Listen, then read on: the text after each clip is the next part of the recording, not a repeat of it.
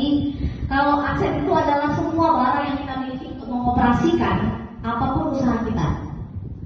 Ya, apapun yang kita miliki, yang kita punya untuk melangsungkan, misalnya kita buat kritik, kompornya, itu jadi aset kita, Bu. Ya, itu aset kita, semuanya itu berapa nilainya itu harus kita nilaikan. Ya, beda dengan modal.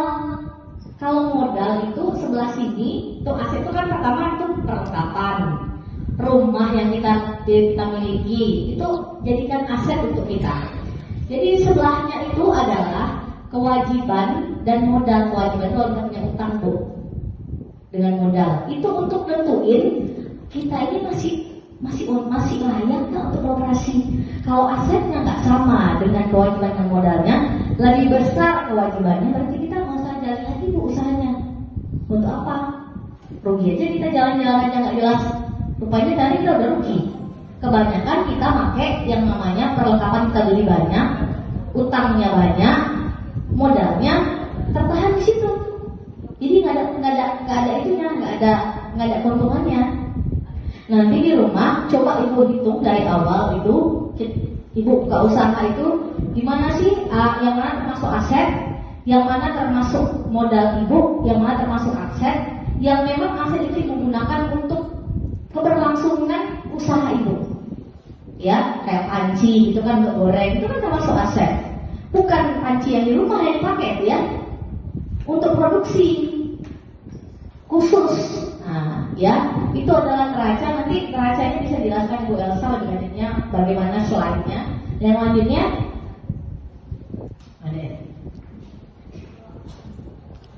Selanjutnya itu adalah laporan rugi laba. Laporan rugi laba, laporan rugi laba itu adalah isinya pendapatan dikurang biaya. Itu pasti ibu lakuin, ya. Itu pasti ibu lakuin, pendapatan dikurang biaya. Pendapatan yang hari-hari kita dapatkan dikurang biaya, itu adalah hasilnya rugi atau laba. Iya, Bu, ya. Itu pasti ibu lakuin nggak ya? Lakuin nggak? Pasti kan ya. Pendapatan dikurang biaya itu adalah keuntungan kita, ya. Tapi kalau neraca dilakuin nggak, Bu? Belum ya, buat neraca. Ya nanti maksudnya kalau misalnya neracanya dilakukan, pasti dapat ketemu nanti rugi laba. Nah, itu akan sejalan biasanya. Ya, kalau laporan rugi labanya sebenarnya gimana, Bu? Ada pernah buat nggak atau gimana? Ada yang udah buat nggak? Bu buat? Belum buat sama sekali laporan rugi labanya. Laporan rugi labanya nggak buat? Pendapatan dikurang biaya nggak buat?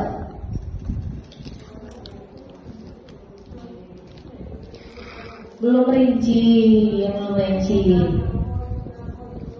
Oh, digabung semua, modalnya berapa, langsung gabung dikurang biaya. Oh, nggak boleh, Bu, itu salah.